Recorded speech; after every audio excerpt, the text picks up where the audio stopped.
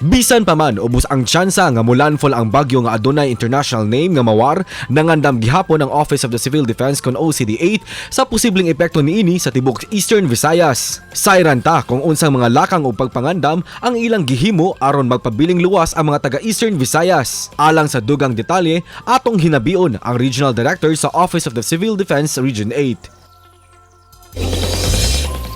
And we have with us this morning ang Regional Director sa OCD-8, si Lord Byron Toricarion. Good morning, RD!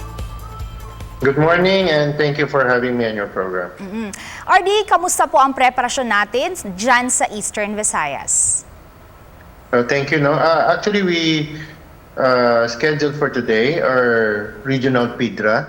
That's the Pre-Disaster Risk Assessment. It will be joined by all of our partner agencies throughout the region and of course yung mga provincial and municipal MDRRMOs natin and PDRMOs. This is still in preparation and the very least likely chance na bumama si Mawar sa region natin.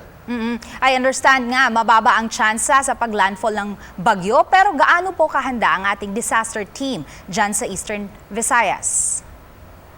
Well, we're very lucky. Earlier this month, we were one of the few that was given a slot with the Asian Institute of Technology in Bangkok, and we were given a chance to try out this new software. It's called FloodS. It's a free software, and we're integrating that to our PIDRA. What's different about this is that we will be able to predict yung mga flood levels natin throughout the region, and we did some innovation. So binangga po yan natin sa existing natin na hazard mapping.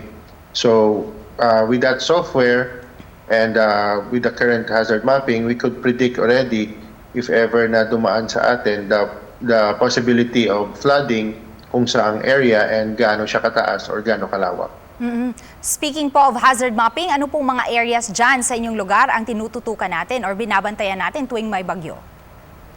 Well, the most at risk natin, of course, is yung mga areas natin within Samar that is facing the Pacific and of course dito din sa western part of Leyte.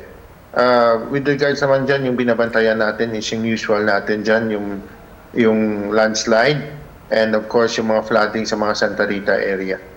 With regards sa landslide kasi yung mountainous yung mga daan natin sa Samar, especially dun sa Maytap, Borongan Road, that is constantly natin yan minomonitor. Kamusta naman po ang coordination ng mga LGU sa office ninyo? Well, coordination is very much above par. We have close ties with our LGU and the LGUs of Region 8 are very cooperative and very supportive. And they know firsthand talaga yung mga effects ng mga ganitong sakuna sa atin. Being the front door, kumbaga, of the Philippines when it comes to typhoons. So, very well versed na po yung mga LGUs natin with regards to that.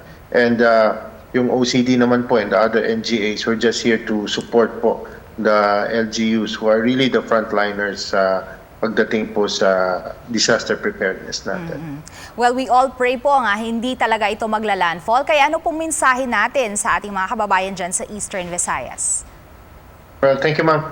First of all, there's a lot of speculations about the incoming super typhoon maglalandfall. So I would address our kababayans na to monitor the news, especially sa mga reputable news sources like you guys here in GMA, to closely monitor it kasi there's a lot of fake news and it's causing sometimes stress or panic sa mga kababayan natin. So just continue to monitor the news and rest assured that the Office of Civil Defense as well as the different LGUs and the different NGAs of Eastern Visayas is closely monitoring the situation.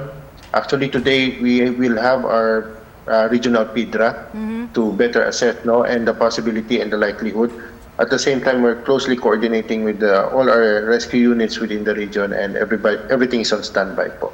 Okay, maraming salamat po, Lord Byron Toricarion, ang Regional Director sa OCD-8.